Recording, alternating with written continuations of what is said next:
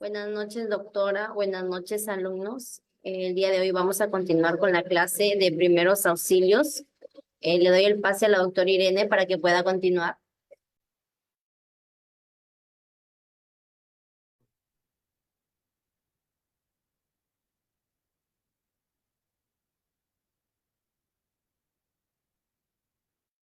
El diplomado de primeros auxilios.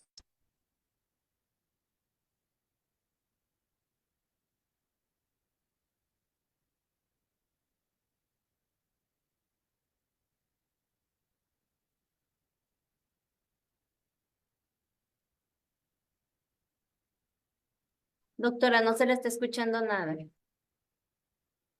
A ver, ¿ahora se escucha? Sí, ahora sí. Ya. Bien, continuando con lo que es el diplomado en primeros auxilios en los desastres naturales, emergencias. Hoy día vamos a tratar el tema de lo que es el rol del técnico en emergencias sanitarias. Previamente vamos a a conocer, a recordar más que todo cuáles son las funciones del técnico en enfermería, ¿no?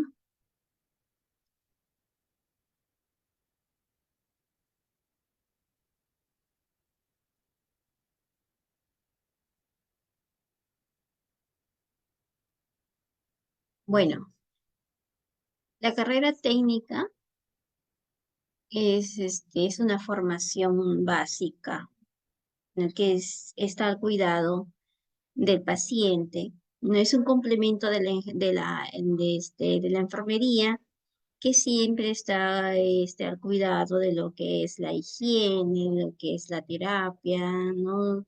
La parte preventiva, la atención de las emergencias, ¿no?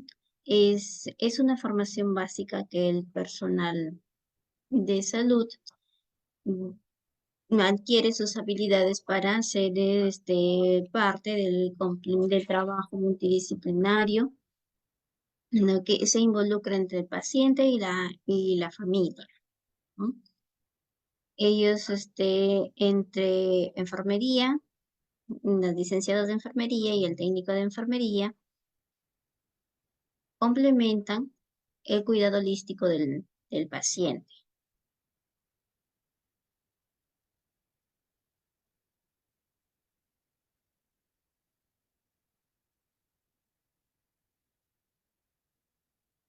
En rol general del técnico en enfermería, o sea, como técnico de enfermería que desempeña un rol muy importante, un rol vital en lo que es en la salud, ¿no? No solamente porque está al cuidado del paciente, sino también porque es parte del equipo de gestión, ¿no? En la parte administrativa, es parte del soporte del equipo de salud. ¿Por qué? Porque personal clínico es considerado, por ejemplo, tiene funciones como en un centro de salud o de repente de primer nivel, como llevar la parte económica, o sea, ¿no? La recaudación. También son encargados de llevar, eh, son parte del equipo de emergencias, de desastres. Son ellos quienes se integran en este equipo, ¿no? Como son una pieza fundamental, ¿no? Y aparte de eso, de ser parte del equipo de emergencias, del equipo de respuesta rápida, también son parte de la parte preventiva, o sea, de la educación sanitaria, de la orientación que se le brinda al paciente, no solamente que es desastre, sino en en lo que este, la promoción de la salud, el cuidado, la alimentación, toda esta orientación, incluso hasta los cuidados post-hospitalarios. O sea, el personal de enfermería desempeña acá un papel muy importante, ¿no? siempre teniendo en cuenta la atención que debe de ser de calidad, que debe ser un cuidado humanizado, ¿no? En conjunto con de trabajo en equipo, con la enfermera, junto con con el personal médico, ¿no?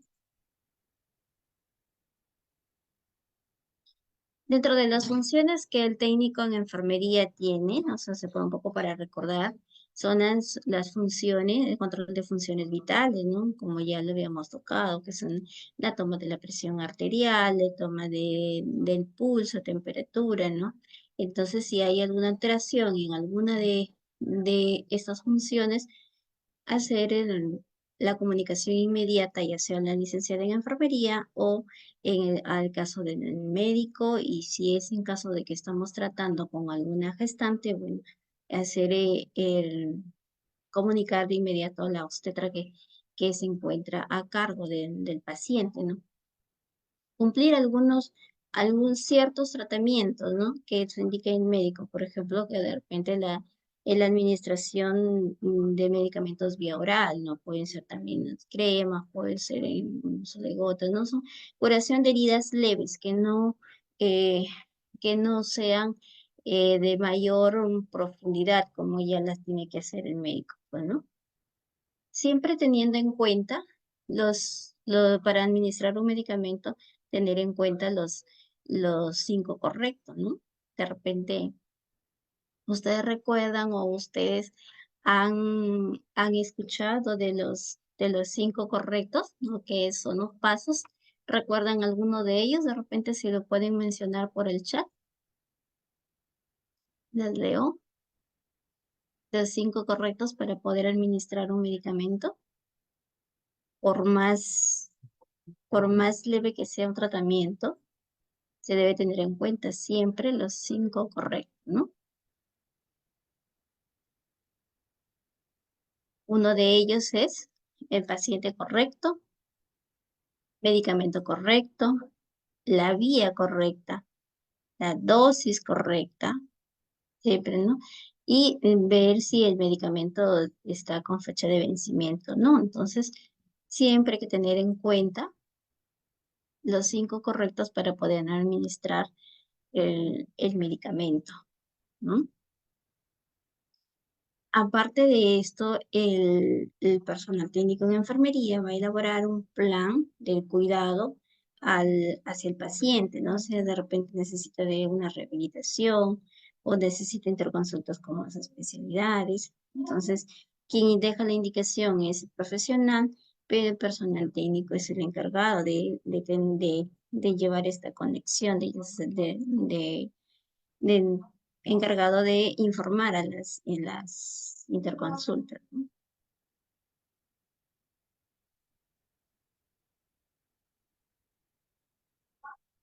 También, no sé qué pasa. Bueno, el técnico de enfermería también se encarga de lo que es el aseo, el higiene del paciente, de mantener la piel hidratada, de mantener la piel limpia, ¿no? Que no esté libre de lesiones, de mantener en orden, ¿no? Lo que son su ambiente o la cama. Entonces, están siempre pendientes del cuidado, ¿no? También los cambios, si es un paciente que se encuentra postrado, pues hacer el cambio respectivo, la movilización para poder eh, evitar que se formen las escaras, ¿no? Para poder también hacer los ejercicios respiratorios o, no sé, la movilización del paciente para evitar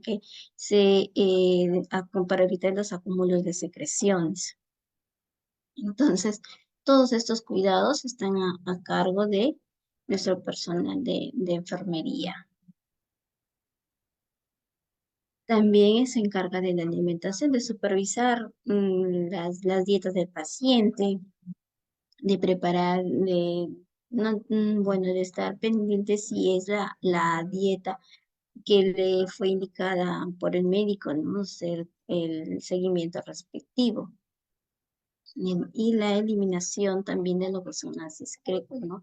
Vigilar la eliminación de lo que es la orina o de repente la vía digestiva, ¿no? que esto es muy importante. ¿Para qué? Para tener un balance electrolítrico, ¿no? Entonces, este balance nos va a permitir mantener, vigilar los ingresos, los egresos, ¿no? del organismo, para así vamos a poder tener en cuenta si hay una buena homeostasis, ¿no? Si se encuentra equilibrada, ¿no? Y si se encuentra dentro de los parámetros normales, ¿no? Para tener tener nosotros este conocimiento de cómo está el organismo, cómo está el medio interno, ¿no? Y tratar lo que es el paciente, también el trato al paciente, lo que debe ser eh, de muy profesional, ¿no? Brindándole calidad, brindándole calidez, el respeto hacia el paciente, ¿no? Siempre conservando la prudencia, ¿no? En cuanto a eso, la intimidad del paciente, ¿no? Sobre todo si se trata de pacientes que están postrados, ¿no? En cama, a veces cuidar la intimidad del paciente, porque muchas veces de repente no quiere que ellos se enteren de la enfermedad que tiene, ¿no? Entonces hay pacientes adultos mayores que son muy reservados en la parte de íntima, entonces hay que mantener un poco la intimidad del, del paciente, ¿no? Entonces, también dentro de las funciones que el personal técnico en enfermería es, si estamos de turno, pues no se debe de abandonar el turno. En caso de que ya llegue la hora de un cambio de turno, ¿no? Y no llegue el turno, el personal que está relevando, pues se debe de comunicar al jefe inmediato, ¿no? Para que busque una solución oportuna, ¿no?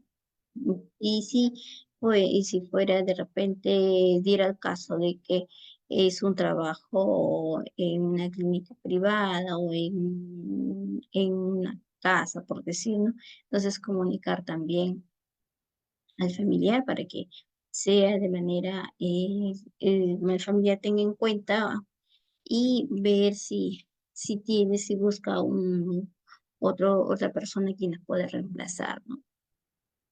Entonces, si es un personal de enfermería que trabaja en casa cuidando pacientes, por ejemplo, ¿no? Entonces, ellos no van a estar obligados a hacer las tareas domésticas, ¿no? Sino solamente son los cuidados que ya se les ha mencionado, ¿no? Que tiene que ver con la misma salud del paciente, ¿no? Cómo se debe entendido de la cama, su cambio de ropa del paciente, entonces eso, ¿no? Mantener limpia el área donde se encuentra el paciente, ¿no? Eso no quiere decir, sí es, o sea, no tiene que ver con la limpieza, pero sí puede buscar al personal de limpieza para que le limpie la habitación, ¿no? También dentro de las funciones, también está, bueno, si es un personal que trabaja con un contrato, entonces hay que respetar lo que dice el contrato, porque siempre el contrato, por ejemplo, en un contrato CAS que dice eh, otras funciones que su jefe inmediato le designe, ¿no? Las horas de trabajo también están especificadas dentro del, del contrato, ¿no? O de la empresa de repente privada en que se está elaborando. Y la empresa también se encuentra pues, en la obligación de poder cumplir con lo que se ha plasmado en el contrato, ¿no? Entonces, nuestro personal técnico es de vital importancia en el equipo de emergencia, ¿no? ¿Y qué responsabilidades va a tener? Entonces, ahí, acá en el sistema de emergencia, tiene dos fases, una fase prehospitalaria y una fase intrahospitalaria. En la fase prehospitalaria, ¿qué es lo que se tiene que tener en cuenta? La verificación porque no solamente aquí se habla no solamente del personal técnico en enfermería, sino también se habla del personal que, que integra nuestro equipo, que es el personal técnico piloto. Entonces, ellos que están a cargo de las ambulancias, pues de ver con qué equipamiento tiene esa, cuenta esa ambulancia, si requiere, si falta algo para hacer para hacer el requerimiento oportuno. De repente hay medicamentos que se vencen, a lo mejor hay material que no está funcionando adecuadamente. Entonces, eso se debe de ver constantemente en lo que es el funcionamiento. El recurso, si hay recurso humano o no hay recurso humano para poder responder a la emergencia, si el personal se encuentra debidamente capacitado para el área que se está requiriendo, ¿no? De repente el triaje, si se encuentra adecuado, se encuentra adecuado, se encuentra cuenta con todo el material para poder hacer la atención oportuna, ¿no? Y de repente, si es un triaje más un tópico, ver la evolución y los materiales para la resucitación de un paciente, por decir, ¿no? En la fase intrahospitalaria, ¿qué es lo que se tiene que tener en cuenta? Entonces llega el paciente al servicio de emergencia, definir qué tipo de lesiones son, si necesita de repente de un trauma o shock, o no requiere de un trauma o shock, o de repente necesita ser en observación en el tópico, dar la solución ahí a estas heridas, estas lesiones, ¿no?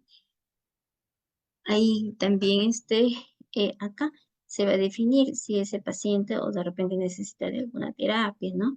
Y siempre tener en cuenta el proceso de capacitación, que es muy importante. Ahorita que estamos en, en competencia profesional, pues siempre hay que capacitarse. Entonces, el equipo de emergencia, ¿no? Siempre debe de estar conformado por el personal médico, una licenciada en enfermería, un obstetra, personal técnico, incluso personal de laboratorio, chofer. Entonces, el equipo, así como hubo en la pandemia un equipo de respuesta rápida, ¿no? Que iba al domicilio, o sea, ¿no? Como en esta emergencia sanitaria, que fue la del COVID-19, había bastante demanda de pacientes, entonces se formaron los equipos de respuesta rápida. ¿Con qué finalidad? Con la finalidad de que vayan este equipo vaya al domicilio, evalúe el paciente, ¿no? Si ese paciente necesitaba de tratamiento ambulatorio, entonces quedaba en casa con su tratamiento para, para que sea la administración o sea, si era vía oral, se iba a quedar el paciente tomando su tratamiento en casa, ¿no? Pero este equipo regresaba al siguiente día para hacer el seguimiento respectivo, ¿no? Y si el equipo evaluaba y encontraba que este paciente necesitaba ser referido de repente a un establecimiento de mayor capacidad, de repente necesitaba de que fuera al hospital o de que fueran al establecimiento de salud, ¿no? Entonces ya era el traslado del domicilio hacia al hospital y se intervenía de manera oportuna, ¿no? Esa es la función del equipo de respuesta rápida. Entonces, ¿qué claves hay que tener en cuenta este equipo que debe de tener, que debe de conocer? Entonces, primero tiene que ser un personal que cumpla el perfil, ¿no? Que esté entrenado, porque si este equipo de repente se va a de repente hubo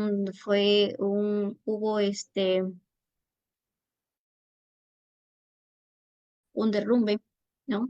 Y tienen que subir o de repente fue en la sierra y lo que pasó en el desastre y tienen que ir a trasladarse hasta allá, entonces tienen que ser personas entrenadas, ¿no? Para que puedan responder a la emergencia. Y La organización en equipo también tiene que tener en cuenta.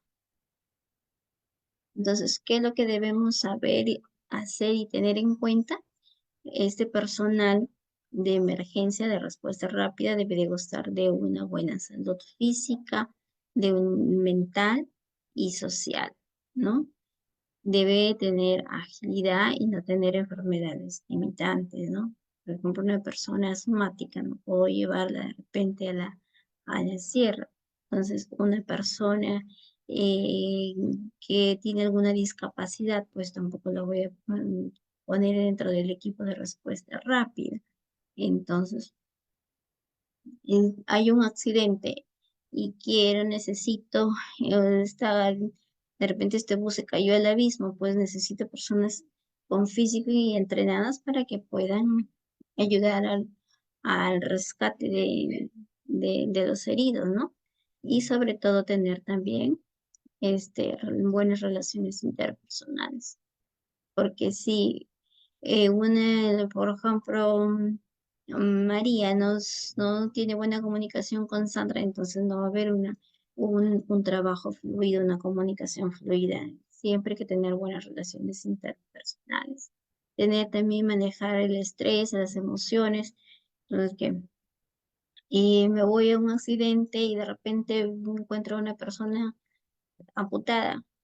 Entonces, y claro, queda mucha tristeza, pero mucho pánico, pero tenemos que ayudar al paciente.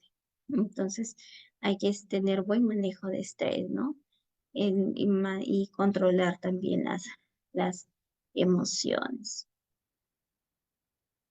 ¿Qué debo de saber hacer y tener en cuenta? Como ya lo estamos mencionando, aparte de las otras medidas que ya se mencionaron, el ambiente también, preparar el ambiente, preparar donde voy a recibir a mis pacientes, ¿no? O en dónde voy a ir, o contar con la protección adecuada para la atención del paciente, ¿no? Con el equipo y el material adecuado para poder brindar la atención. Además de ello, si estoy en,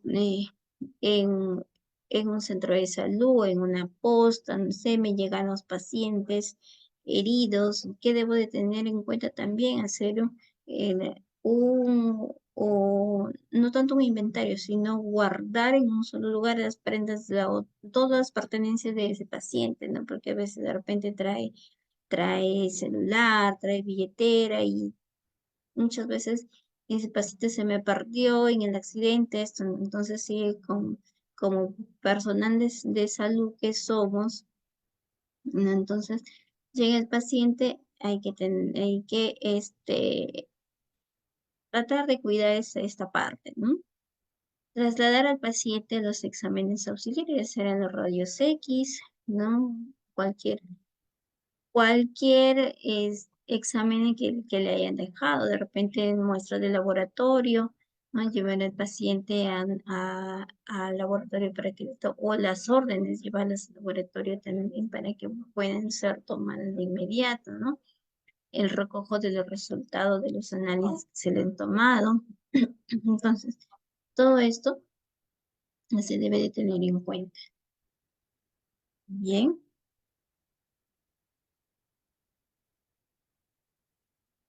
acá, a ver. ¿Cuántas de las personas que están acá en sala trabajan en centros de salud o postas, pues, puestos de salud? Si la leo, le mencionan, por favor,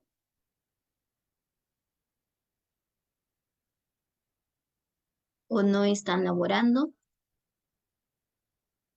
no hay problema, las leo.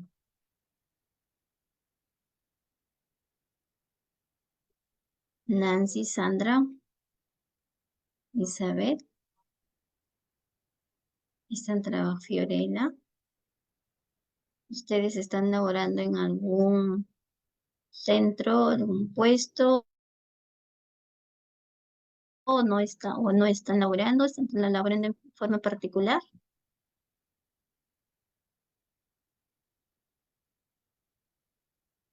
Muy bien, Fiorella, en el hospital de Arequipa. Así es. En un hospital, pues tenemos un sinnúmero de emergencias.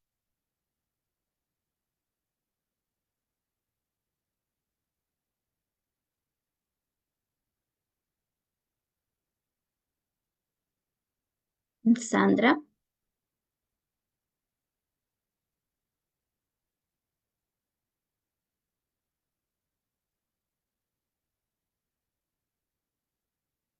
Elizabeth,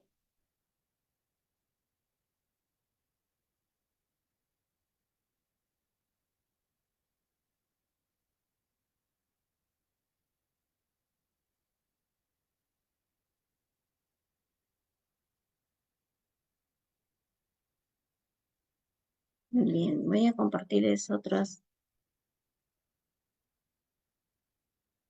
diapositivas.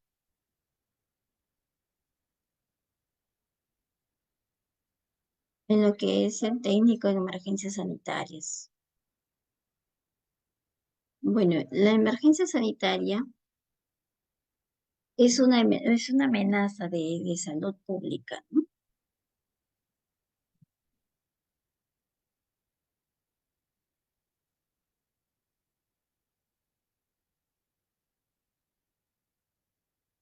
Bien. ¿Les se está compartiendo pantalla? Ya. Lo que es el técnico en emergencias sanitarias, vamos a ver ahora qué es una emergencia sanitaria en sí. Como ya lo habíamos mencionado anteriormente, es una amenaza que pone en riesgo la salud pública, ¿no? Puede ser producto de un evento, o brote de de algún desastre, y que se requiere de una respuesta inmediata, coordinada por parte de las autoridades sanitarias y gubernamentales. Entonces, acá esta emergencia puede ser por infecciosas, puede ser por los desastres naturales, puede ser por eventos químicos. Entonces, ¿cómo vamos a responder esto? ¿Qué implica? ¿Qué medidas se pueden tener en cuenta para evitar la propagación de estas enfermedades? O sea, ¿cómo vamos a proteger a la población, ¿no? Para una atención adecuada, una atención médica adecuada? Entonces, viene la emergencia sanitaria, hay que estar preparados para poder responder a ello, ¿no? Bueno, si no respondemos adecuadamente, esta enfermedad, lo que pasó con el COVID, se va a propagar, se va a ver un sinnúmero de personas afectadas. Entonces, y vamos a tener hospitales colapsados. Estas medidas pueden estar dentro de o sea, para poder evitar estas, se pueden tomar en cuenta las cuarentenas, las restricciones de ciertos viajes, ¿no? Campañas de vacunación, los suministros médicos adecuados, ¿no? Para y también la educación, la prevención, educación pública, educar a la gente, ¿no? Eso cómo podemos prevenir, ¿no? ¿Cómo evitar que esta enfermedad, que esta emergencia sanitaria, sea COVID, sea dengue, sea otra enfermedad endémica que pueda, ¿no? De repente el H1N1.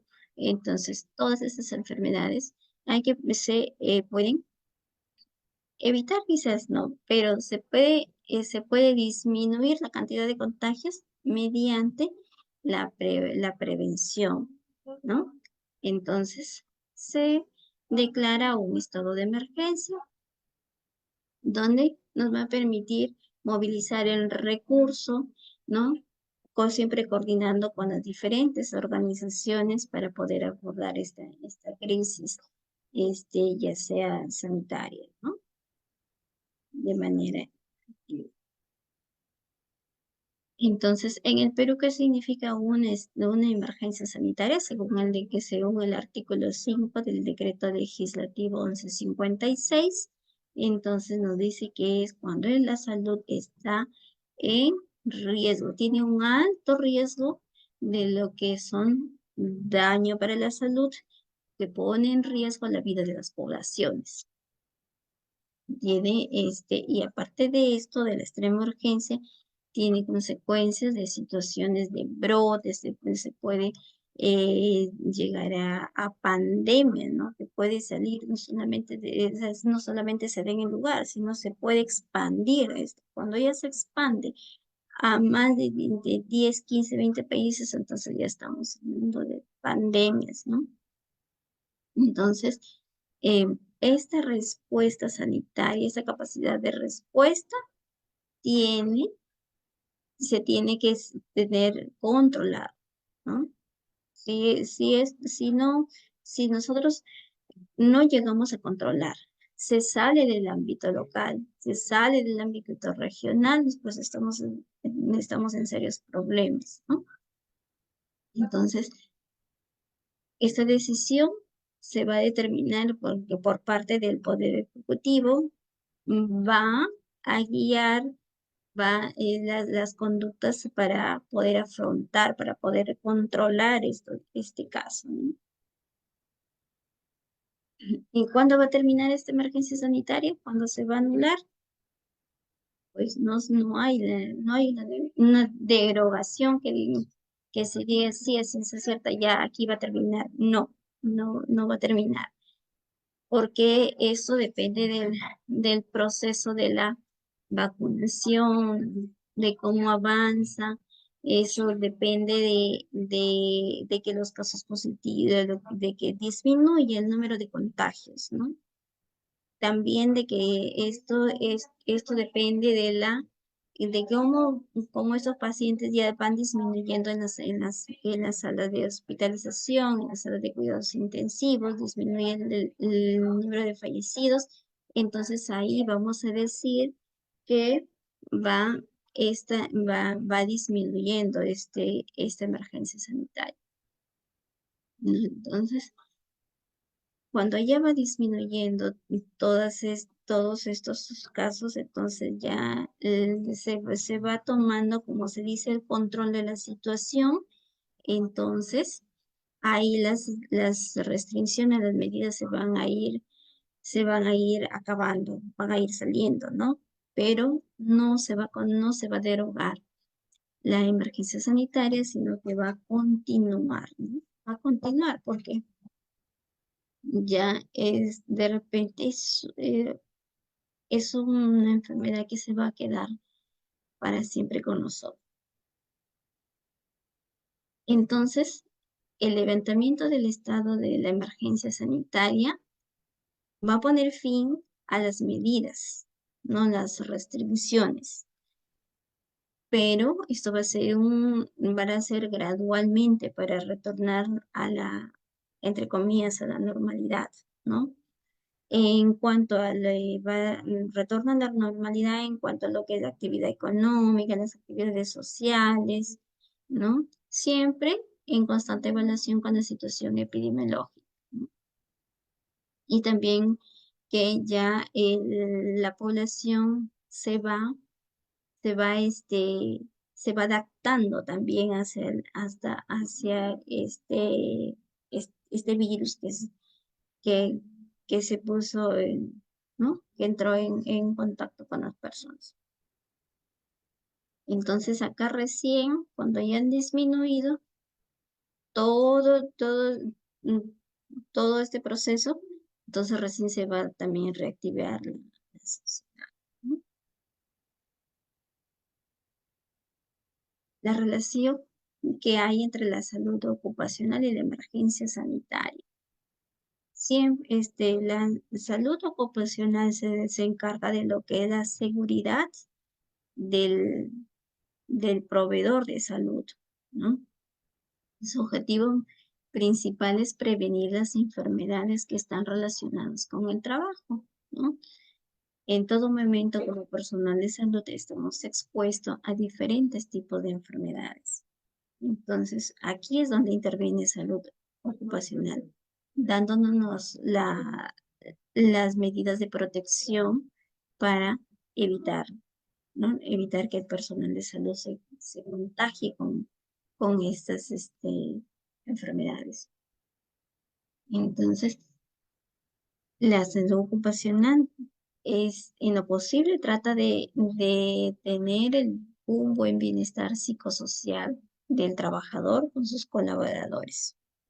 Entonces, acá en Perú tenemos una ley de seguridad y salud en el trabajo, que es la 29783, ¿no? Acá nos establecen normas necesarias, ¿no? Para generar un ambiente laboral saludable. Bueno, que esta norma, esta ley ha sufrido diferentes modificaciones. ¿Por qué? Porque se tiene que adaptar a la realidad de la crisis sanitaria que es, ¿no? De acuerdo a la realidad sanitaria que hay en el país, se tiene que, se tiene que adaptar, ¿no? Y también de acuerdo al ámbito, porque no vamos a tener las mismas, mm, las zonas endémicas no son las mismas, ¿no? En la costa, en la sierra o en la selva. De acuerdo al- a la región, se van a ir adaptando también. Bueno, ¿qué debemos hacer? Primeramente, lo posible que debemos de protegernos de los focos de infección, ¿no? Donde hay, por ejemplo, de repente contacto como personas de salud no nos podemos alejar, pero sí podemos tener las medidas de protección, ¿no? Y medidas de protección para poder evitar contagiarnos de estas enfermedades, ¿no? No solamente del COVID, sino también del TBC, ¿no? Y también se deben de aplicar las medidas que son dictadas por la Organización Mundial de la Salud, ¿no? Debemos de desinfectar, lo que debemos de también enseñar a la población, ¿no? Que se debe desear, migar el hogar, y en caso de que si hubiera sospecha de alguna presencia de enfermedad, entonces educar a la población que tiene que tener acudir en forma oportuna, ¿no? En busca de atención médica.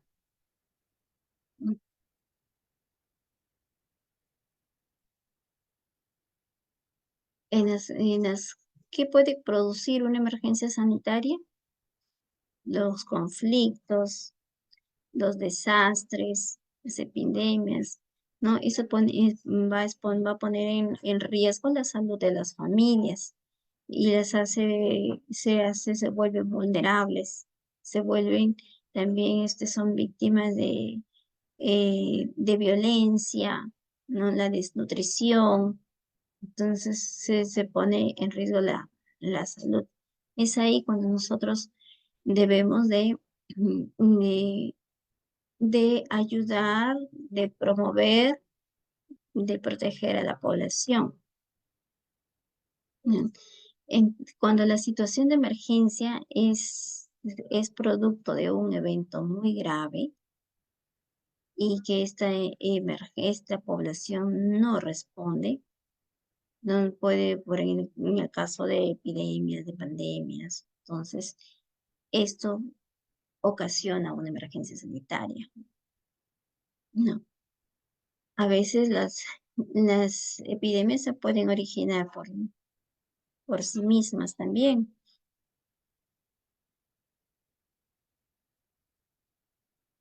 Además, también estas emergencias sanitarias pueden ser consecuencia de una catástrofe, de una inundaciones, de terremotos, ¿no?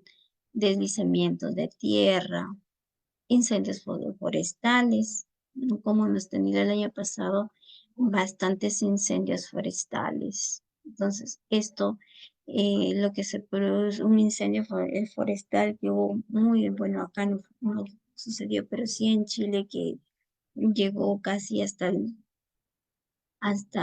muy cerca de Santiago de Chile. Entonces, todos estos son emergencias sanitarias que ponen en riesgo la salud de la población. Y el cambio climático que se tiene puede producir también emergencias sanitarias y puede afectar a muchas personas, ¿no?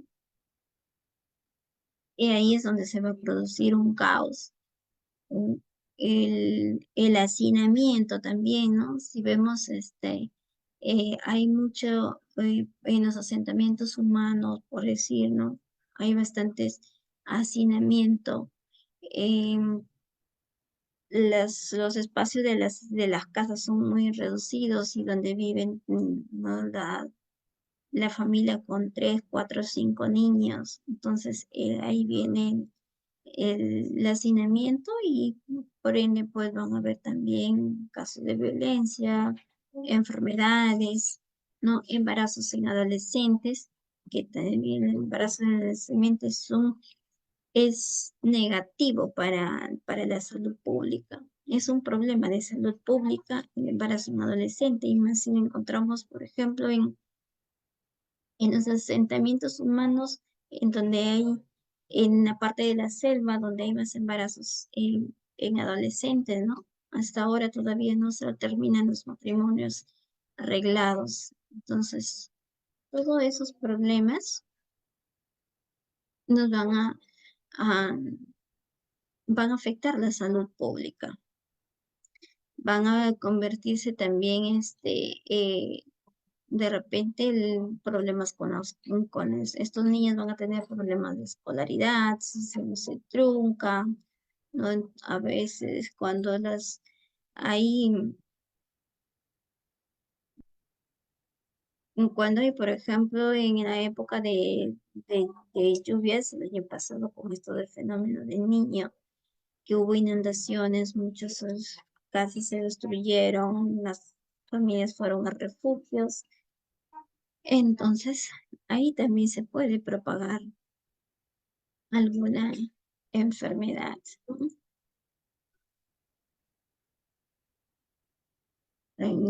Las consecuencias también de las emergencias sanitarias también pueden ser directas, no a causa de los habitantes que son de los mismos países afectados, ¿no?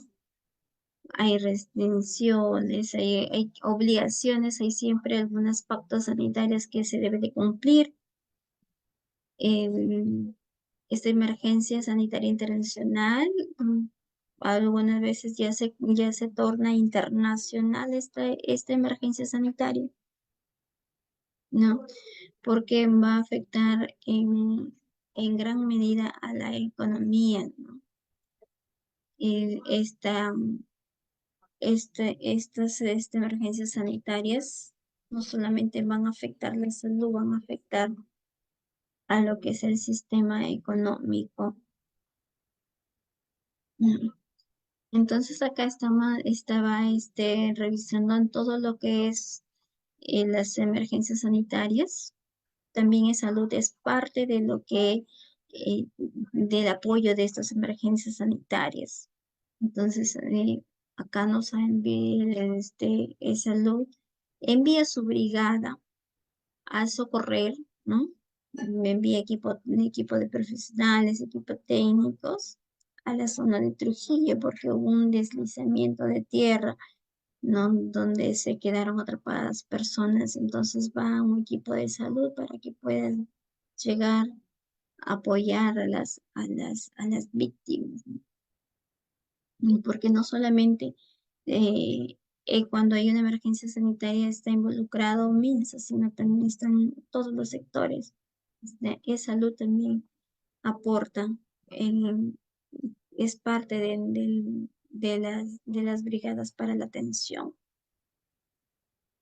Entonces, ¿qué debe de ser el técnico en emergencias sanitarias? Debe de cumplir, debe de adquirir las competencias necesarias para desarrollarse en su ámbito profesional, trasladar al paciente de forma segura a un centro hospitalario, ¿no? Un centro donde requiera, donde se le va a prestar la atención, ¿no? Prestarle la atención básica, ¿no? Sí, es en el lugar, se puede prestar, se puede brindar la atención básica, le podemos brindar ahí. O de repente también se le puede brindar los primeros auxilios psicológicos, ¿no? En el entorno prehospitalario. También se puede revisar, ¿no? Y si es esta emergencia, de repente un terremoto, ¿no? Y se pueden trasladar los hospitales rodantes y resolver algunas problemas de salud en situ se podrían hacer. En caso contrario, pues se van a ser trasladadas al, a los hospitales, ¿no? Acá el técnico se colabora también en organizar, desarrollar planes de emergencias, en el sistema logístico, ¿no? Puede ser aportar de manera individual, aportar de manera colectiva, ¿no? Según el nivel de la catástrofe. Las competencias que debe de tener un técnico para ser parte o para poder desarrollar esta emergencia es el apoyo psicológico. Debe de brindar el apoyo psicológico porque si bien es cierto, el paciente de repente está herido, está lesionado, pero salud no solamente es la ausencia de la enfermedad, sino es tener el bienestar físico, psicológico, incluso está social, biopsicosocial, ¿no? Entonces,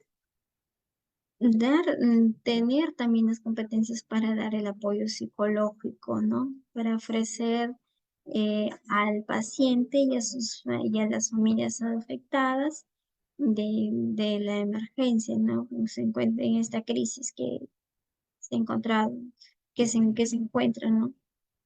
El paciente.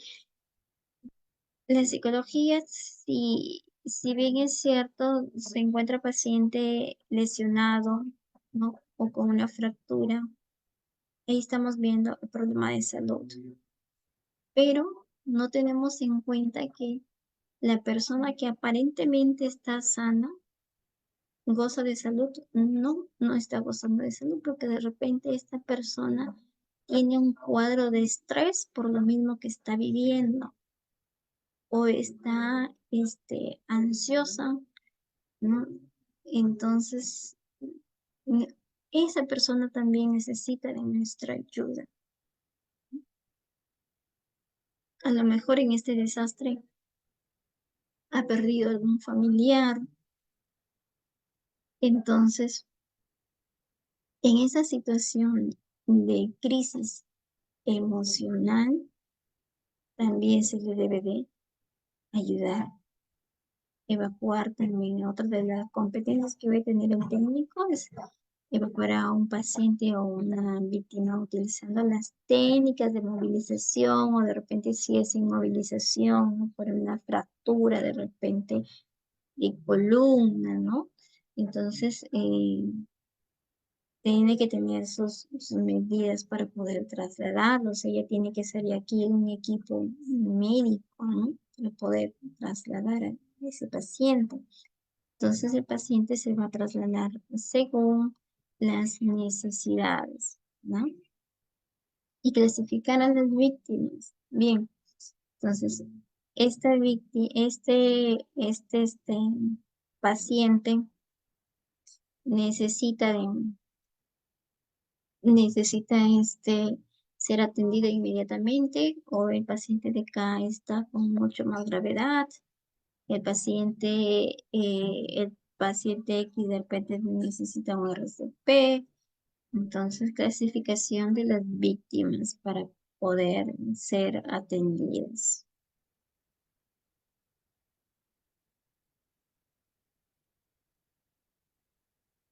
Entonces, es ser parte del equipo, el soporte vital, ¿no? En las patologías, ¿no? Sobre todo también es detectar las, las patologías de emergencia que se puedan presentar, que tenga el paciente. De repente estamos en una escuela brindando una sesión educativa y de pronto se ha presentado, se presenta una emergencia, un alumno de repente asmático donde no ha llevado su medicamento, ¿no?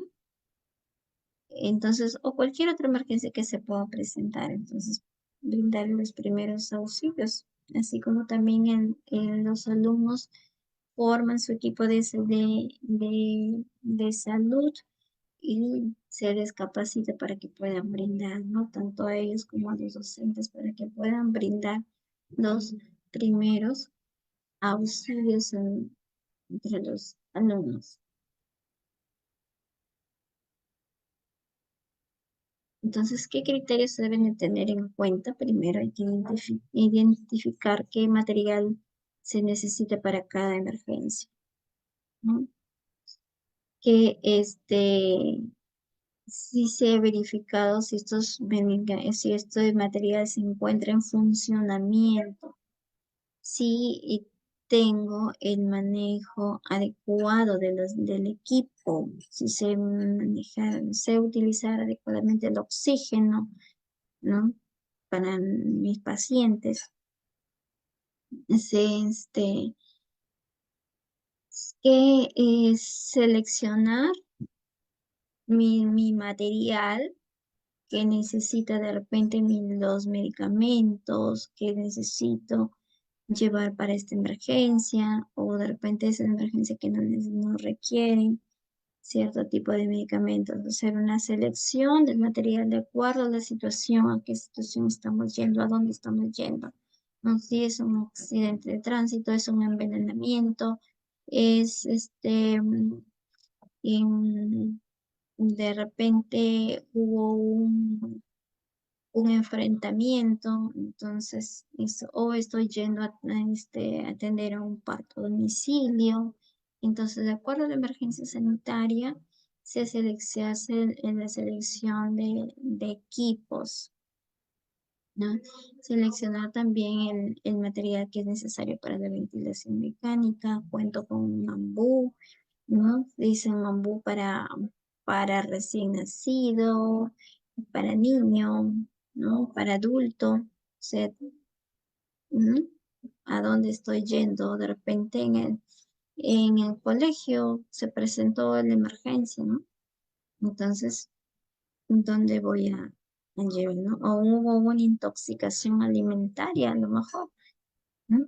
Se ha presentado también cuando les llevan a los niños su caliwarma, ¿no? Han habido intoxicaciones alimentarias.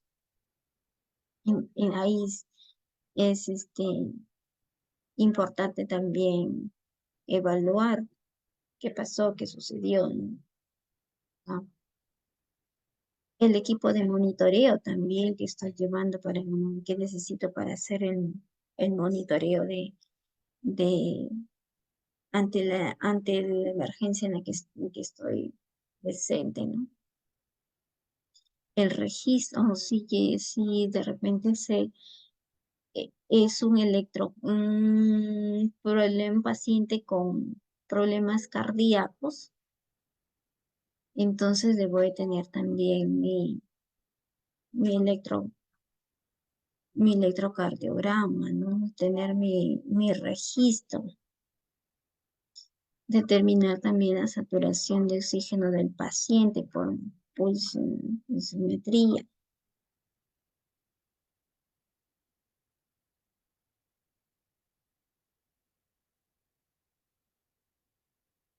¿no? Preparar, que también se tiene que tener en cuenta la preparación y la administración de los medicamentos, ¿no? Interpretando las especificaciones terapéuticas. Eso se tiene que tener en cuenta. También medicamentos que se pueden trasladar y medicamentos que no se pueden ser trasladados porque algunos se mantienen, ¿no? Deben ser de repente administrados con bomba de infusión, ¿no?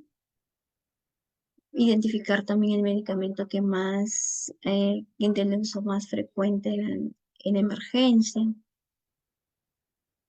Analizar las indicaciones que en la situación de emergencia, los efectos adversos de una medicación del uso más frecuente. De repente el paciente es alérgico, ¿no? Entonces, ¿qué debo de llevar para poder hacer un contraste con este medicamento, ¿no? Este medicamento que le que le ha producido la alergia. Entonces, enumerar también las vías de administración que se le realiza al paciente y la preparación de acuerdo a la vía también que se va a administrar, ¿no? Como les mencioné antes, en los incorrectos que se tiene que tener en cuenta para administrar un medicamento, ¿no? Paciente correcto, medicamento correcto, vía correcta, la hora, ¿no? Entonces, la dosis, siempre hay que tener en cuenta esto.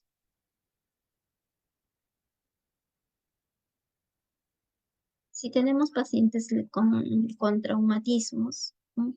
O de repente por agentes biológicos, agentes químicos, ¿no? Hay que realizarlo según el criterio.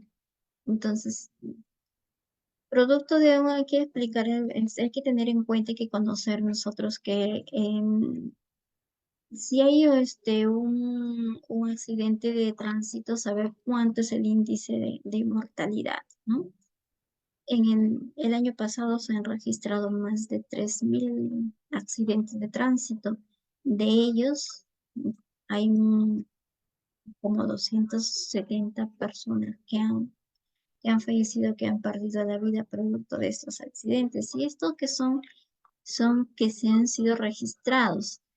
Esos son las personas que están en los registros. Si son pacientes no tienen que no, si son casos que no han sido registrados o que hubo un mal registro, entonces, y tenemos una cierta cantidad logística que se ha perdido, ¿no?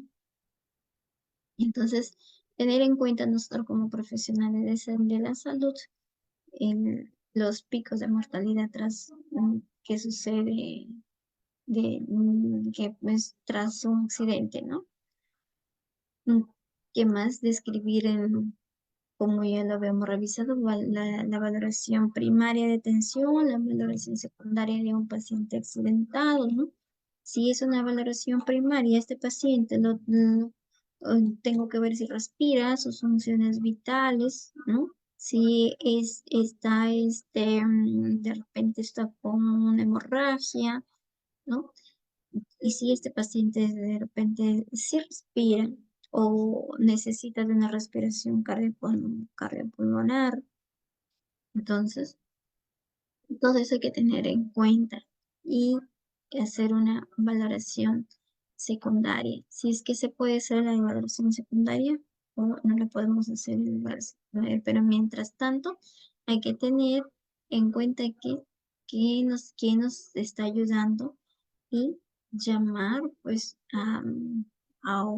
ayuda, buscar ayuda para estas personas accidentadas, una ambulancia que nos ayude a llevar al paciente hacia, hacia un hospital, ¿no? Identificar las lesiones del paciente, pues si son, o de repente estoy frente a una persona amputada, ¿no? Producto del accidente. Entonces, también hay que tener la habilidad para poder trasladar a este paciente. ver qué tipo de vendaje necesita este paciente. Es un paciente que está en un accidente de tránsito, qué tipo de vendaje le voy a poner, ¿no? Previa, previa a hacer la higiene de la herida, ¿no? Se hace, siempre todos tenemos, hay un botiquín, las unidades vehiculares tienen sus botiquín, entonces en caso de que no tengamos nada a la mano, pero si nosotros estamos yendo en la ambulancia, podamos estar ya con este material, ¿no? Entonces, una pequeña higiene de herida y se le hace su vendaje hasta poder llegar a resolver, ¿no? Esta, esta medida. Poder, poder poner en buen recaudo, ¿no? Esta complicación.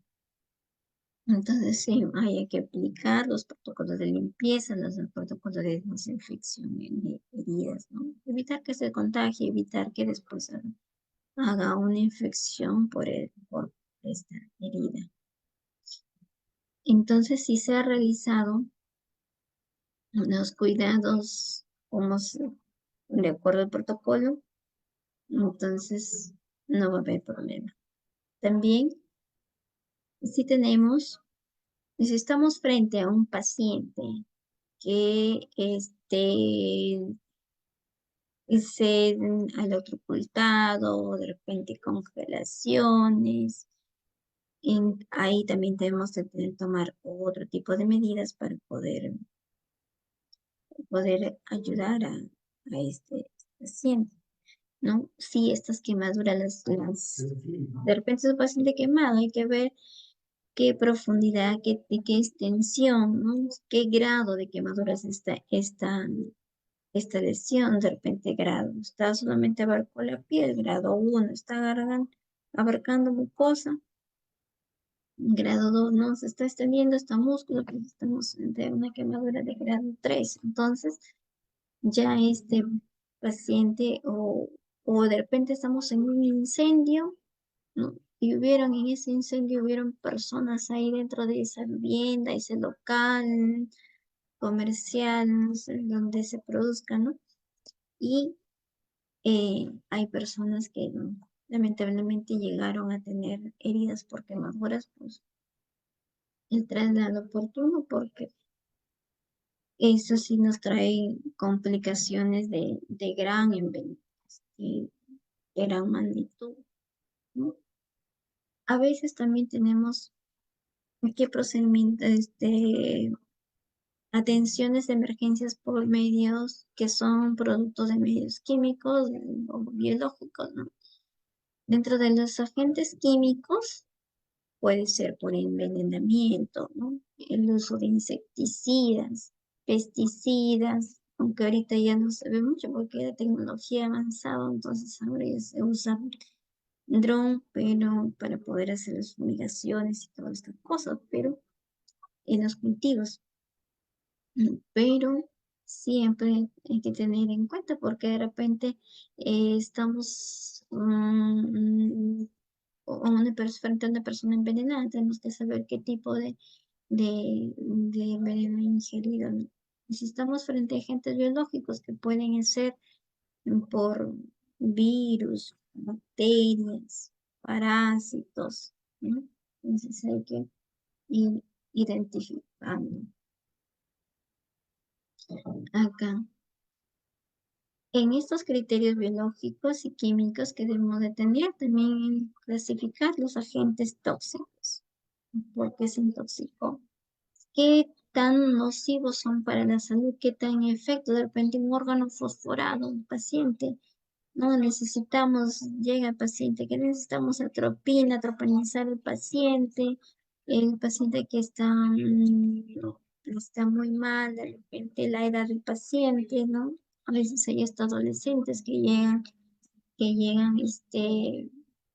se han envenenado, ¿no? Llegan en muy mal estado, ¿no? También niños, ¿no? Que es por el descuido de los padres, o como hubo un caso de que la madre envenenó a sus niñas, ¿no? Entonces, lo primero que se debe indagar, qué tipo, mientras que el personal médico, las licenciadas están atendiendo al paciente, personal técnico puede ir indagando qué tipo de agente ha ingerido, ¿no? O pedir lo que ha ingerido, realmente está el frasco, el sobre, entonces se debe de ir aplicando, indagando para poder informar al médico y poder buscar el medicamento correcto, ¿no? O algunas, ¿qué medidas se pueden tener en un paciente intoxicado también, ¿no? Dependiendo de la intoxicación, depende también de la cantidad, de la vía en que se intoxicó. Puede ser intoxicación por alimentos, intoxicación por agentes biológicos, ¿no? Agentes químicos, y cómo se intoxicó. Entonces, yo creo que es una intoxicación afecta, afecta lo que es las vías respiratorias. El paciente muchas veces se queda sin poder respirar, ¿no? Hemos tenido emergencias en donde el paciente llega que no puede respirar, que ya es, ¿no? Con una lista muy marcada. Entonces, ahí prestar los auxilios, indagando qué es lo que ingirió, a qué hora lo ingirió, cómo fue que lo ingirió, ¿no? Se identifican los agentes biológicos, como ya les había mencionado, las lesiones, o sea, la vía para ver cuál es la vía que ha producido la lesión, dónde se van a producir las lesiones, identificar también la utilidad de los diferentes materiales de bioseguridad, ¿no? Y es contaminación, porque si es un paciente por un fosforado, pues hacer la descontaminación respectiva también. Y si estamos de repente frente a un paciente que con síntomas y signos de picadura o mordedura de animales, a veces en las playas o en la selva, ¿no? Hay muchos de estas emergencias. Entonces, siempre busca tener a la mano, conocer lo que es el antídoto.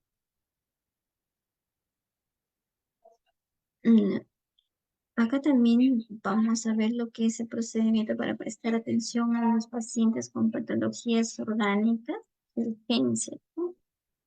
Y si estamos frente a problemas respiratorios, de repente cardiovasculares, ¿no? Si un paciente ya cardíaco o un paciente hipertenso de repente, ¿no? O tiene una urgencia respiratoria, entonces aquí aplicar las medidas, ¿no? Y o de repente es una patología neurológica, pensamos frente a una convulsión, ¿eh? Estamos frente a una convulsión, ¿vamos a evitar la convulsión? No, ya no lo vamos a evitar, ¿no? Lo que vamos a dejar es que el paciente continúe la convulsión, pero sí debo de adoptar la medida adecuada para evitar las aspiraciones, evitar que este paciente se aspire, ¿no? Entonces ahí sí, eso sí puedo hacer. No puedo evitar la convulsión, pero sí puedo evitar que este paciente se aspire, ¿no? Por las mismas secreciones. Mm, Bueno, también que debemos de tener en cuenta nosotros es cómo intervenir frente a un parto inminente, ¿no? Debemos de analizar primero los síntomas que presenta una embarazada. Estamos en una emergencia, estamos de repente solas en el servicio, ¿no? O estamos en, en una visita domiciliaria, o incluso hasta podríamos estar hasta de visita en otro lugar, ¿no? Hay una paciente gestante y de pronto esta paciente empieza con los dolores, ¿no? Con las contracciones, los dolores conoce que nosotros somos personal de salud o nos llaman de repente al establecimiento y nos dice, en tal lugar hay una paciente que va a dar a luz. Entonces, ¿qué debemos de tener en cuenta primero? Hay que tener en cuenta que el parto tiene ciertas etapas. El trabajo de parto tiene 3 etapas. Tiene la etapa de dilatación, tiene la etapa del expulsivo y tiene la etapa del alumbramiento. Entonces, ¿qué tenemos que conocer en etapa de dilatación? Que en esa etapa hay dos etapas, dos fases. La fase latente, que es la fase activa. En la fase latente todavía las contracciones van a ser irregulares, no van a ser todavía cada 5 minutos, cada 8 minutos, ¿no? Entonces son contracciones que todavía nos dan el tiempo, nos dan el espacio para poder acudir a un establecimiento. Yo de repente digo, soy técnica en enfermería, soy una persona capacitada nada más en primeros auxilios, no sé realizar un tacto vaginal, ya, está bien, bueno, pero sí sé cómo son las contracciones del trabajo de parto. Entonces, cuando están las contracciones en fase latente, van a ser aún un poco irregulares, ¿no? No van a ser tan intensas, porque una contracción se va a medir, ¿no? Se va a medir, cuando no hay contracción, el abdomen se va a medir, la contracción se va a medir de la siguiente manera. No hay contracción, el abdomen va a estar así como el labio, ¿no? Está suave, pues, ¿no? O sea, no hay dureza. Cuando ya empiezan las contracciones, van a estar así como la punta de la nariz. Esa es una referencia, ¿ya? Y cuando ya es una contracción para dar el trabajo de parto, el abdomen va a estar así, como nuestra frente, el abdomen va a estar duro. Entonces la paciente va a hacer referir, sí, señorita, mi barriga está que se pone muy dura, se pone, ¿no? Como que si fuera una piedra, dice la que está. Entonces, ¿qué debemos de hacer? En 10 minutos yo debo de controlar cuántas veces viene esa contracción, ¿no? Esa contracción está viniendo cada 5 minutos. Entonces me está indicando de que todavía tengo tiempo para llevar a esa paciente al hospital, porque debe de estar en una fase latente. Esta fase latente es la duración, va a ser dependiendo de la paridad de la paciente. Es una paciente que por primera vez va a dar a luz su bebé. Esta fase puede durar hasta 24 horas. Pero si es una mujer que ya tiene el segundo o tercer hijo, se va a durar mucho menos. Va a durar 14 horas, 12 horas. ¿No? Entonces, esta fase latente que se mide por dilatación va desde 1 centímetro hasta los 3 centímetros. A partir de los 4 centímetros de dilatación, ya estamos hablando de una fase activa de la dilatación. Entonces, acá, ¿qué quiere decir? Que este trabajo de parto vamos a avanzar mucho más rápido. Entonces, en una paciente que ya ha tenido su bebé, va a avanzar, para que nazca el bebé, van a ser cuando ya tenga 10 centímetros, ¿no? Entonces, esta paciente que ya está en 4, que está entrando en su fase activa del trabajo de parto, para que dé a luz, va a llegar hasta 10, entonces va a avanzar aproximadamente 1 centímetro por hora. Si es una paciente según digesta. Es una paciente que está dando, le va a dar a luz por primera vez. De repente va a avanzar una hora y media, ¿no? O cada hora y media va a avanzar 1 centímetro, o de repente cada 2 horas va a avanzar 1 centímetro, ¿no? Dependiendo del tipo de contracciones en que tenga. Entonces, ya en la fase activa, las contracciones van a ser mucho más continuas, van a estar cada 3 minutos, van a ser mucho más intensas, ¿no? Entonces ya se van a volver estas contracciones cada 3 minutos. Cada 3 minutos va a venir una contracción. Entonces y cuando están ya llegando a la etapa del alumbramiento, esta paciente, las contracciones van a ser cada 2 minutos. Va a tener entre 4 contracciones en 10 minutos esa paciente. De 3 a 4 contracciones, 10 minutos. Quiere decir que ya estamos cerca. Pero, ¿cuál es el otro signo del parto? ¿No? Para dar, dice, uy, las contracciones sí están en 10 minutos, están más intensas. ¿Qué debo de hacer? No sé hacer tacto. Bueno, vas a descubrir los genitales de la mujer, descubres evidencias. Si hay bastante pérdida de tapón mucoso o si los labios ya se entreabren, es porque ese bebé ya está por salir. Entonces, entonces, ¿qué hacemos ahora? Ya no llegamos al hospital, pues no nos queda de otro que atenderlo en la ambulancia, donde atenderlo en la casa o en el lugar donde se presente el parto. Entonces, o sucede que de repente llegamos y ya encontramos ya que el bebé está coronando, entonces no nos queda tiempo y no nos queda de otra que ponernos los guantes y atender el parto, para que no tengas la complicación de que este bebé se te puede caer, ¿no? O puede producir cualquier accidente con el bebé. Pues en la cama de la paciente, ¿no?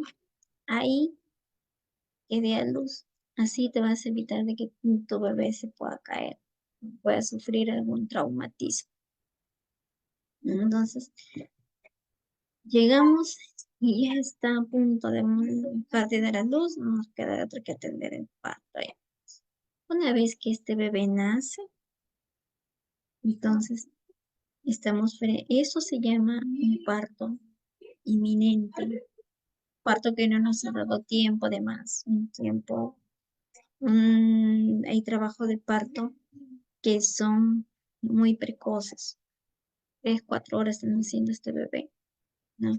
Como también hay trabajo de parto prolongados, ¿no? Que demora, que demora bastante esta paciente para dar a luz. Entonces, ¿qué debo de hacer cuando ya este bebé está ahí, está por nacer? Nace el bebé, ver primero cuello. Hay cordón en el cuello. Si lo está ajustando este cordón con tus dedos, introduces eh, buscando en el cuello si hay cordón umbilical. Perfecto, no hay cordón umbilical, entonces el bebé está naciendo sin problemas. Dice, nace el bebé, tiempo, hora. ¿Qué hora está naciendo este niño? Está naciendo 8:34. Muy bien.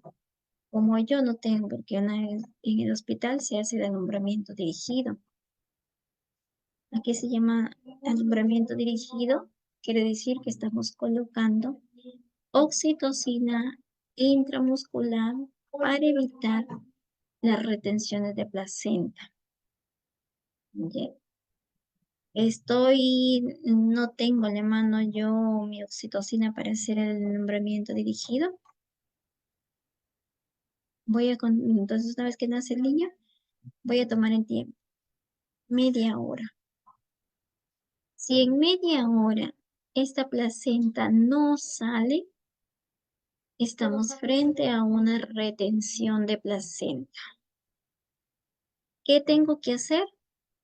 Mi ambulancia o movilidad o cualquier movilidad y irme de inmediato al hospital. ¿No? Como ustedes son profesionales de la salud, pues o están yendo en una ambulancia o como ya tienen el conocimiento, esta paciente debe de tener su vía segura. Y si ya me puedo agenciar de oxitocina, una ampolla de oxitocina en el frasco hasta que la paciente llegue al hospital. ¿Ves? ¿Ya? Ahí estamos ya en la fase del alumbramiento. No, pero no hubo problema, la placenta nació normal, salió normal. Entonces hay que revisar los genitales de la mujer. Un apósito, gasa, lo que tengan ustedes. Voy a secar, muy bien, voy a secar los genitales. Voy a verificar si no se ha producido algún desgarro. Si ese desgarro está sangrando, necesita ser suturado. Si me encuentro la capacidad de suturarlo, lo haré. Y si no, voy a derivar, ¿no? ¿Qué más tengo que hacer? Bueno, una vez que nace el bebé, lo importante es si el bebé lloró de inmediato, no hay signo de cianosis, entonces yo puedo prestarle, puedo continuar con mi atención inmediata de recién nacido. Nace el bebé, lo coloco sobre el abdomen de la madre con, con toallas, con una tela limpia. Como estoy en el hospital, pues va a ser estéril, ¿no? Voy a tener mi material estéril, pero si no estoy en el hospital, entonces en pedir al familiar una ropa que de repente esté nueva, planchada, ¿no? Para que poder secar a este bebé y poder ponerlo en contacto directo piel a piel con la mamá para que este bebé no pierda calor. He prestado mientras bueno, nace el bebé, el secado y sacado inmediato. Dejo al niño sobre el abdomen de la madre y de ahí continúo con mi paciente, ¿no? Para ver el alumbramiento, si salió esta placenta completa o no. Bueno, o si hay desgarros que están vaginales que están sangrando o no. Si yo me encuentro en el lugar, Es que este es tema, este es de primeros auxilios. sí, es primeros auxilios.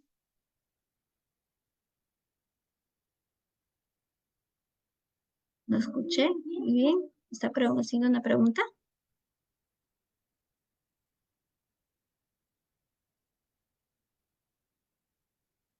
Entonces, em, es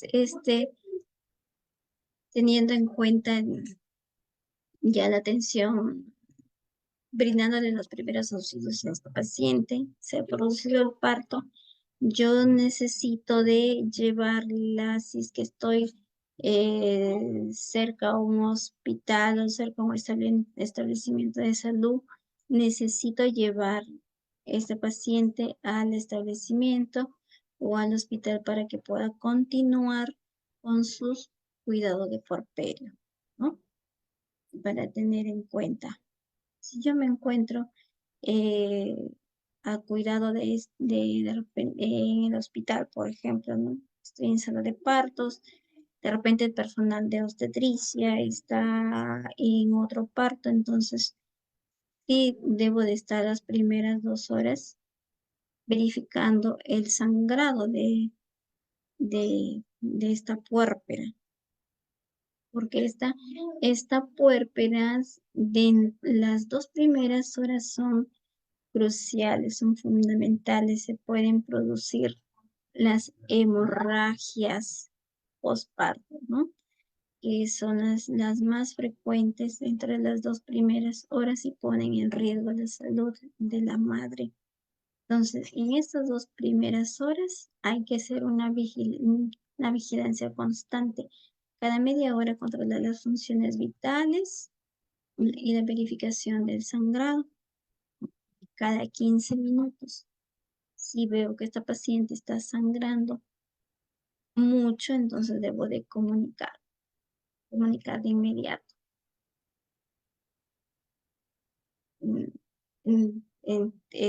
Comunicar de inmediato. Y por ser una labor, pues, muy delicada, la atención del parto, es mejor que se realice en hospital. Pero siempre hemos tenido pacientes que, en el caso de un parto inminente, se pueden producir en una ambulancia. Ustedes habrán escuchado, la policía atendió un parto. Entonces, hay que tener nosotros como personal de salud, como técnicos de enfermería, tener el conocimiento, cómo brindar esos primeros auxilios, ¿no? Entonces, es, es ahí. Nunca sabemos dónde se puede producir un parto. Todas no terminan en los hospitales, a veces por la premura del tiempo, u otras porque no quisieron ir a atenderse al hospital, a los centros de salud, o prefirieron dar en casa y como conocen a la enfermera, ¿no? Ellos dicen a la enfermera, a la doctora, entonces te llaman para poder en ese momento poder ayudarte, ¿no? Eso debemos de conocer de todo. Reconocer las complicaciones de la evolución del parto. Entonces, eh, estoy en una comunidad, estoy de repente en un centro comercial y de pronto una gestante se le rompió el agua de la ¿no? Se le rompieron las membranas. ¿Qué puedo hacer? Y ves, como yo tengo conocimiento de eso, entonces, y a lo mejor dice la señora, algo se me salió y sale por ahí y vemos que sale un pie, una mano. ¿Será esto normal? ¿Estará dentro de un trabajo de parto normal? O de repente vemos que salió el cordón umbilical. ¿Será esto normal? No es normal, ¿no? Porque el parto normal es el único de vértice, o sea, que nace de cabecita, es de vértice. Ese es el parto normal. Si vemos salida de alguno de los miembros inferiores o superiores, estamos frente a una emergencia. Vemos la salida del cordón umbilical, estamos frente a una emergencia. Entonces, ¿qué más? Bueno, de repente en mi cuadra, en mi familia, hay alguien que está gestando y me dice, ¿no? La mujer gestante. Me duele mucho la cabeza también, que hay que reconocer también los signos de alarma, ¿no? Y no solamente en el hospital, sino que estoy en admisión y me llega una gestante que no sabe dónde acudir, si acudir al obstetra, acudir al ginecólogo, acudir al médico, entonces, para poder orientarla. La señora llega presentando signos de alarma, como son el dolor de cabeza, zumbido de oído, esos son signos de alarma, ¿no? La hinchazón de las manos, hinchazón de cara, hinchazón de pies, llega presentando vómitos o de repente sangrado. Entonces, todos estos signos y síntomas de alarma, mm, todo el personal de salud lo debe de conocer. Porque cuando una gestante llega en misión, se deriva al servicio de obstetricia, ¿no? Obstetricia, ginecología, así. Entonces, por eso lo debemos de conocer.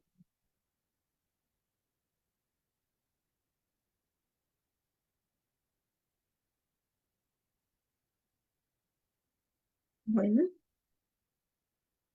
¿qué actitudes se deben de tomar? La continuidad de los cuidados de la parturienta, la empatía con la familia. Muchas veces de repente nos toca salir con emergencia en la ambulancia. Y se va, si bien es cierto, la obstetra es la responsable de ir con su paciente gestante cuando es referida a otro lugar, pero a veces va acompañada de alguien, ¿no? Va acompañada del personal técnico, si no hay personal de enfermería o no hay médico, o se prestan en otra emergencia, ¿no? Entonces, hay que tener también un cuidado con la privacidad, con la confidencialidad, de respetar los derechos de la mujer que da a luz, ¿no? Mantener las normas de bioseguridad, ¿no? Ahora estamos eh, frente a muchas infecciones que se dan después del parto, ¿no? Una endometritis, ¿no? A veces no solamente por la retención de restos placentarios, sino por higiene que se pueda, la mala higiene que se pueda presentar en en, en estas pacientes cuando dan a luz, ¿no? ¿No? Ese es un pequeño videíto para terminar con lo que es la atención del parto.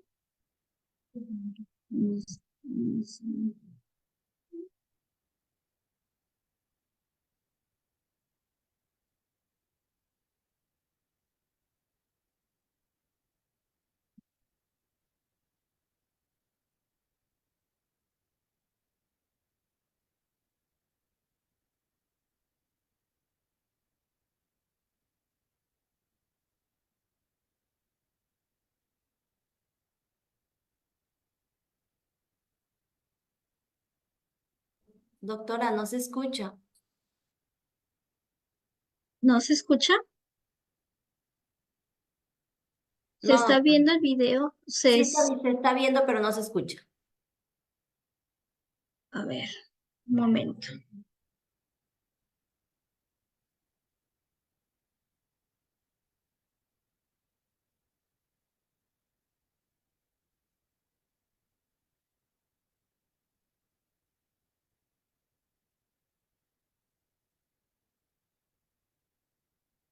¿Ahora se escucha? No, doctora, no se escucha.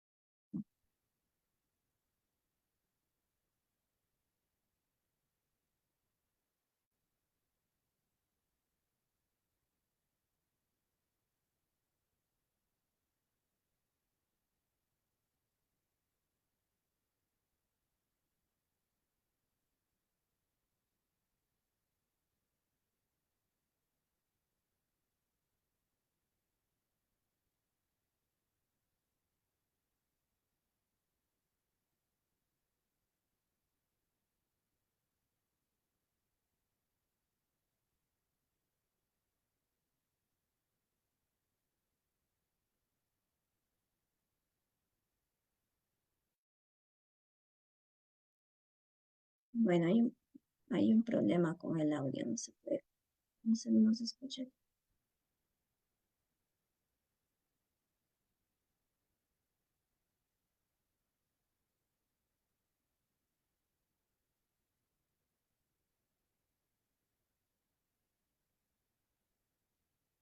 Y bueno, hay un problema con el audio. Vamos a ver si el siguiente video se puede ver. Bueno, y también tenemos a los primeros auxilios psicológicos, ¿no? Son personas que están afectadas por una catástrofe, ¿no? O cualquier situación de crisis, un accidente, ¿no? Puede ser también. Entonces, suena raro, primeros auxilios psicológicos, pero es necesario. Es necesario porque la salud mental ahorita de la población, pues, está en riesgo, ¿no? Y nos podemos encontrar de repente frente a una persona que intenta suicidarse, una persona que tiene muchas crisis, ¿no? Una persona que ha perdido algún familiar, o de repente las personas accidentadas, ¿no? Entonces necesitan ellas ser escuchadas, escuchar su situación en la que se encuentran, ¿no? Entonces acá en qué debemos de hacer es identificarlos, qué tipo de la crisis en la que está. Hay personas que a veces se quedan chocadas psicológicamente por lo que está sucediendo, ¿no? Como pasó en pandemia, ¿no? Una persona fallece en esta cuadra, la otra persona también en la siguiente cuadra, o sea, el pánico, ¿no? El pánico que te puedas contagiar. Entonces, esa crisis, y no solamente ahí, sino va en un accidente de tránsito, de repente tenías un único vehículo que era utilizado para transportarte, de pronto se chocó, ¿no? O hubo un terremoto, perdió a un familiar. Entonces, lo que dice, no puedes aliviar, escucha.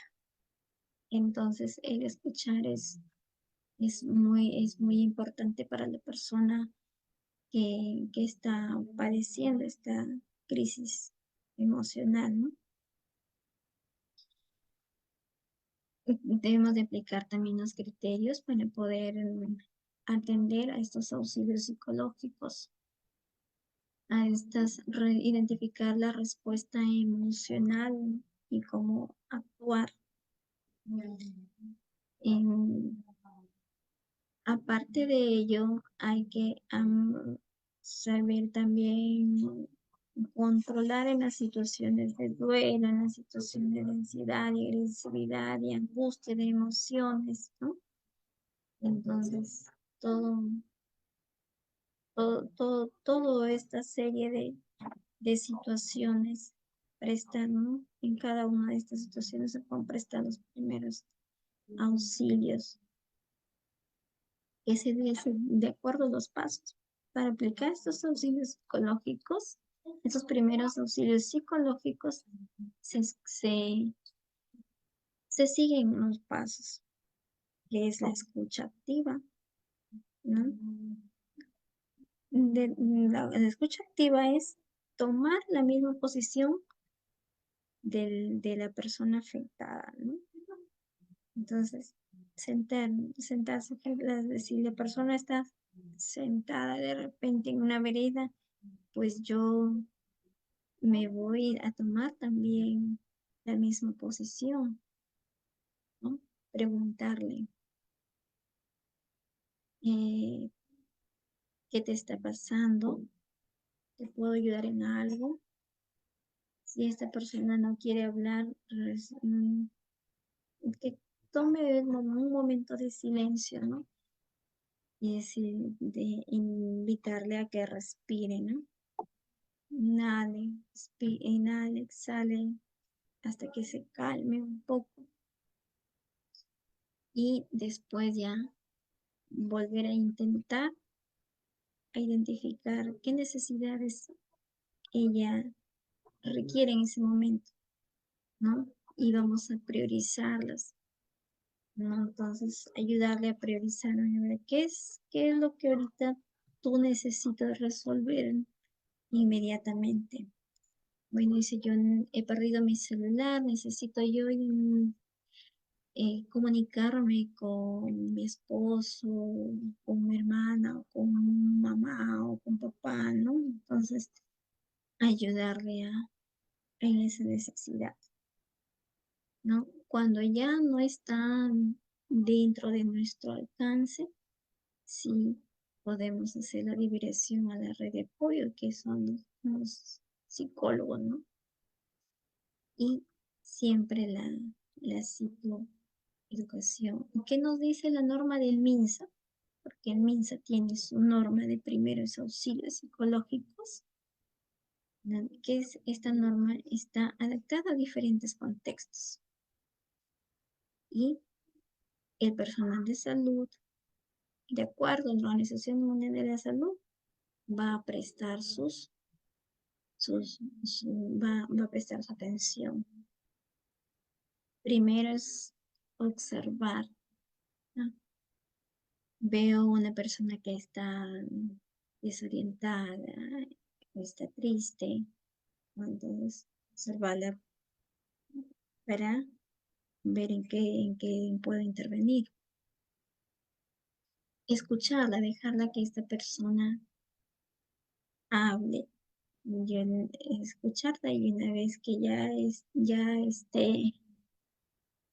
ya le escuché, ahora sí me puedo buscar alguna solución con ella, con esta persona, orientarla, donde que se sienta un poco más calmada para poder buscar las necesidades que estén a la posibilidad de que se puedan resolver, ¿no? Y si es una persona de repente que ha perdido algún miembro de su familia, ¿no? Ya el personal de psicología, que son los más adecuados para poder brindar, para poder darle esta noticia, para poder prepararle y darle esta noticia, ¿no? Entonces, eso es lo que se debe de tener en cuenta. El problema del audio, no sé qué pasó, tenía un video acá de primeros auxilios psicológicos. Les voy a enviar el link dentro de la diapositiva para que ustedes lo puedan ver. Hasta acá, ¿hay algún comentario? Yo les voy a hacer llegar igual el material con la persona responsable